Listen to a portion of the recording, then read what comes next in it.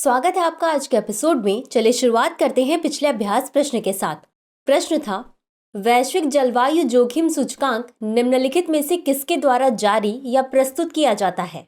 ए. जलवायु परिवर्तन पर अंतर सरकारी पैनल यानी IPCC। बी. विज्ञान एवं पर्यावरण केंद्र यानी CSC। सी. अंतर्राष्ट्रीय पर्यावरण थिंक टैंक जर्मन वॉच। या डी. विश्व बैंक। इस प्रश्न का सही उत्तर है विकल्प सी, अंतर्राष्ट्रीय पर्यावरण थिंक टैंक जर्मन वॉच। चले देखते हैं इसके विश्लेषण को। अंतर्राष्ट्रीय पर्यावरण थिंक टैंक जर्मन वॉच वैश्विक जलवायु जोखिम सूचकांक जारी करता है। यह सूचकांक प्रतिवर्ष प्रकाशित होता है।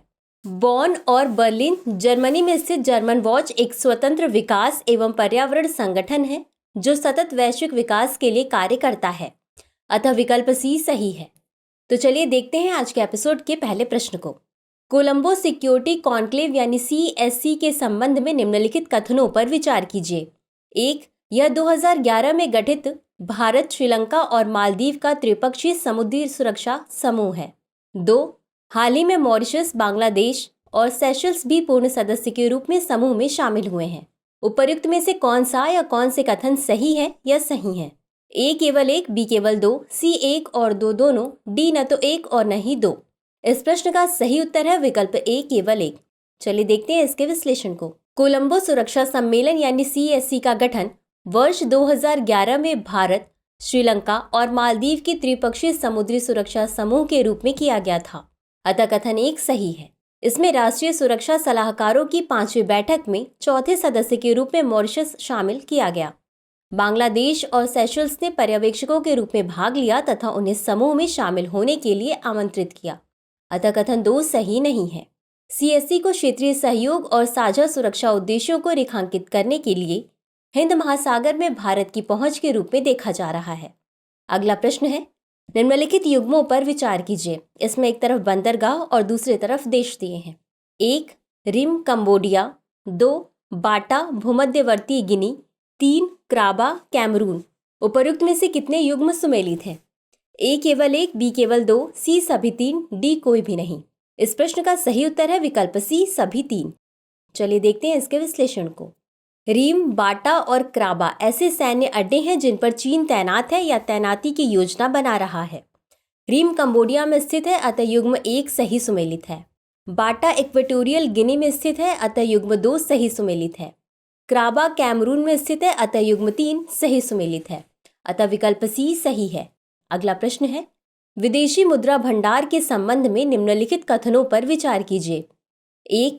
यह एक केंद्रीय बैंक द्वारा विदेशी मुद्राओं में रिजर्व पर रखी गई संपत्ति है जिसमें बॉन्ड, ट्रेजरी बिल और अन्य सरकारी प्रतिभूतियां शामिल होती हैं। 2. सोने की उच्च घरेलू मांग के कारण भारत की विदेशी मुद्रा भंडार में सोना शामिल नहीं है। 3. एक विकासशील देश होने के नाते भारत को अभी भी 500 ट्रिलियन अमेरिकी डॉलर का विदेशी मुद्रा भंडार हासिल करने की उपलब्धि हासिल करना बाकी है। उपर्युक्त में से कितने कथन सही हैं? A केवल 1, B केवल 2, C सभी 3, D कोई भी नहीं। इस प्रश्न का सही उत्तर है विकल्प A केवल 1। चलिए देखते हैं इसके विश्लेषण को। विदेशी मुद्रा भंडार एक केंद्रीय बैंक द्वारा विदेशी मुद्राओं में रिजर्व पर रखी गई संपत्ति है जिसमें बॉन्ड, ट्रेजरी बिल और अन्य सरकारी प्रतिभूतियां शामिल होती हैं। अतः कथन 1 सही है। भारत के विदेशी मुद्रा भंडार में विदेशी मुद्रा संपत्ति, स्वर्ण भंडार, विशेष आहरण अधिकार और अंतर्राष्ट्रीय मुद्रा कोष यानी IMF के साथ एक आरक्षित स्थिति शामिल है। अतः कथन 2 सही नहीं है। FCA ऐसी संपत्तियां हैं जिनका मूल्यांकन देश की अपनी मुद्रा के अलावा किसी अन्य मुद्रा के आधार पर किया जाता है। भारतीय रिजर्व बैंक के नवीनतम आंकड़ों के अनुसार 11 अगस्त 2023 को समाप्त सप्ताह में भारत का विदेशी मुद्रा भंडार 708 मिलियन अमेरिकी डॉलर बढ़कर 602.16 बिलियन अमेरिकी डॉलर हो गया है। अतः कथन 3 सही नहीं है। अगला प्रश्न है, निम्नलिखित कथनों पर विचार कीजिए। 1. भारत में राजकोषीय घाटे का अधिकांश हिस्सा बाहरी बाजार उधार के माध्यम से वित्तपोषित किया जाता है। 2. राज्य अपने सकल राज्य घरेलू उत्पाद के 3.5% के राजकोषीय घाटे को बनाए रखने के लिए स्वतंत्र हैं, जिसमें 0.5% बिजली क्षेत्र के सुधारों के लिए है। उपर्युक्त में से कौन सा या कौन से कथन सही है या सही है? ए केवल एक, बी केवल दो, सी एक और दो दोनों, डी न तो एक और न ही दो। इस प्रश्न का सही उत्तर है विकल्प बी केवल दो। चलिए देखते हैं इसके विश्लेषण को। अधिकांश राजकोषीय घाटे को आंतरिक बाजार ऋण के माध्यम से वित्त पोषित किया जाता है और एक छोटा हिस्सा बचत, भविष्य निधि तथा बाहरी ऋण के बदले प्रतिभूतियों से आता है। अतः कथन एक सही नहीं है। वर्ष 2023 के केंद्रीय बजट में भारत का बाहरी ऋण कुल राजकोषीय घाटे का केवल 1% है। यह अनुमानतः 22,118 करोड़ रुपए है। राज्य अपने सकल राज्य घरेलू उत्पाद यानी GSDP के 3.5% के राजकोषीय घाटे को बनाए रखने के लिए स्वतंत्र है, जिसमें 0.5% बिजली क्षेत्र के सुधारों के लिए है। अतः कथन दो सही है। अगला प्रश्न है, निम्नलिखित कथनों पर विचार कीजिए। एक, भारतीय विज्ञान कांग्रेस का पहला सत्र वर्ष 2014 में आयोजित किया गया था। दो, भारतीय विज्ञान कांग्रेस एसोसिएशन यानी ISCA विज्ञान और प्रौद्योगिकी विभाग यानी DST के सहयोग से कार्य करने वाली एक स्वतंत्र संस्था है। उपर्युक्त में से कौन सा या कौन से कथन सही है या सही है? ए केवल एक, बी केवल दो, सी एक और दो दोनों, डी न तो एक और न ही दो। इस प्रश्न का सही उत्तर है विकल्प बी केवल दो। चलिए देखते हैं इसके विश्लेषण को। भारतीय विज्ञान कांग्रेस न केवल प्रमुख संस्थानों और प्रयोगशालाओं के वैज्ञानिकों एवं शोधकर्ताओं को, बल्कि कॉलेजों और विश्वविद्यालयों के विज्ञान शिक्षकों एवं प्रोफेसरों को भी एक साथ लाती है। भारतीय विज्ञान कांग्रेस का पहला सत्र वर्ष 1914 में आयोजित किया गया था। अतः कथन एक सही नहीं है। भारतीय विज्ञान कांग्रेस एसोसिएशन यानी ISCA केंद्र सरकार के विज्ञान और प्रौद्योगिकी विभाग यानी DST के सहयोग से कार्य करने वाली एक स्वतंत्र संस्था है। अतः कथन दो सही है। अगला प्रश्न है, भारत फ्रांस संबंधों के संदर्भ में निम्नलिखित कथनों पर विचार कीजिए। एक, फ्रांस उन कुछ देशों में से एक था जिसने वर्ष 1998 में परमाणु हथियारों के परीक्षण के भारत के फैसले का समर्थन किया था। दो, वर्ष 2015 में जलवायु परिवर्तन से निपटने के लिए एक सहयोगात्मक प्रयास के रूप में दोनों देशों ने अंतर्राष्ट्रीय सौर गठबंधन की शुरुआत की। उपर्युक्त में से कौन सा या कौन से कथन सही है या सही है? ए केवल एक, बी केवल दो, सी एक और दो दोनों, डी न तो एक और न ही दो। इस प्रश्न का सही उत्तर है विकल्प सी एक और दो दोनों। चलिए देखते हैं इसके विश्लेषण को। भारत फ्रांस संबंध जनवरी 1998 में शीत युद्ध की समाप्ति के बाद फ्रांस उन पहले देशों में से एक था जिसके साथ भारत ने रणनीतिक साझेदारी पर हस्ताक्षर किए। वर्ष 1998 में परमाणु हथियारों के परीक्षण के भारत के निर्णय का समर्थन करने वाले बहुत कम देशों में से फ्रांस भी एक था। अतः कथन एक सही है।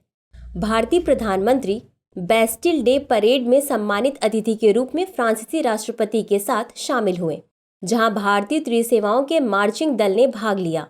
भारतीय वायुसेना के राफेल जेट भी फ्लाई पास्ट का हिस्सा थे।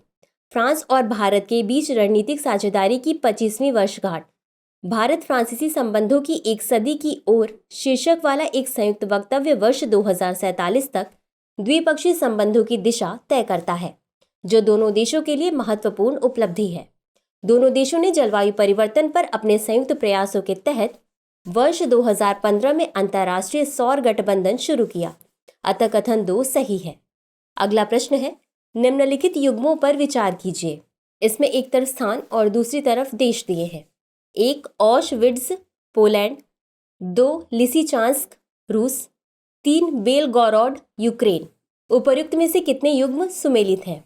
ए केवल एक, बी केवल दो, सी सभी तीन, डी कोई भी नहीं। इस प्रश्न का सही उत्तर है विकल्प ए केवल एक। चलिए देखते हैं इसके विश्लेषण को। ऑशविट्ज़, जिसे ऑशविट्ज़ बिरकेनो के नाम से भी जाना जाता है, वर्ष 1940 में स्थापित किया गया था तथा यह पोलैंड में स्थित नाजी एकाग्रता एवं मृत्यु शिविरों में सबसे बड़ा था। अतः युग्म एक सही सुमेलित है।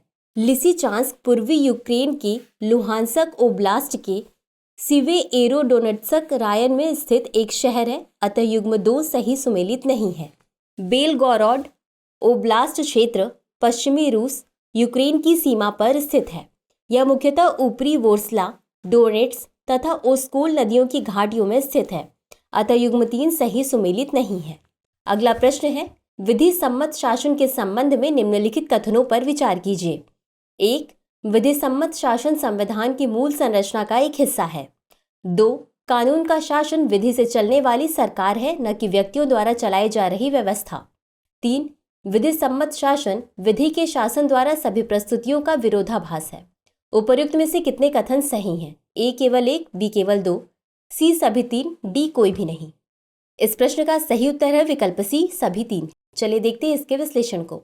विधि सम्मत शासन की अवधारणा का विवरण मैग्ना कार्टा वर्ष 1215 के अनुच्छेद 39 में मिलता है, जो यह घोषणा करता है कि किसी देश के कानून के वैध निर्णय के आधार के अतिरिक्त किसी भी स्वतंत्र व्यक्ति को न कैद किया जाएगा, न निर्वासित किया जाएगा और न ही किसी तरह की कोई क्षति पहुंचाई जाएगी। विधि सम्मत शासन को संविधान की बुनियादी संरचना का हिस्सा घोषित किया गया है। इंदिरा नेहरू गांधी बनाम राजनारायण मामले में सर्वोच्च न्यायालय ने माना कि संविधान के अनुच्छेद 14 में सन्निहित विधि सम्मत शासन संविधान की बुनियादी विशेषता है तथा इसलिए इसे संविधान के अनुच्छेद 368 के तहत संविधान में संशोधन द्वारा भी नष्ट नहीं किया जा सकता। अतः कथन 1 सही है।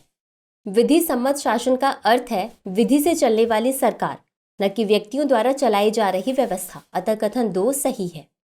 विधि सम्मत शासन को संविधान की एक बुनियादी विशेषता घोषित किया गया है, जबकि विधि द्वारा शासन विधि सम्मत शासन की सभी प्रस्तुतियों का विरोधाभास है। अतः कथन 3 सही है। अगला प्रश्न है, निम्नलिखित कथनों पर विचार कीजिए। 1. सभी नौकरियां मजदूरी वाली हैं। 2. सभी वेतनभोगी श्रम को नौकरियां नहीं कहा जा सकता। 3. भारतीय अर्थव्यवस्था ऐतिहासिक रूप से खुली बेरोजगारी के साथ साथ छिपी हुई बेरोजगारी दोनों की उपस्थिति की विशेषता रही है। उपर्युक्त में से कितने कथन सही हैं? ए केवल 1, बी केवल 2, सी सभी 3, डी कोई भी नहीं। इस प्रश्न का सही उत्तर है विकल्प सी, सभी 3। चलिए देखते हैं इसके विश्लेषण को।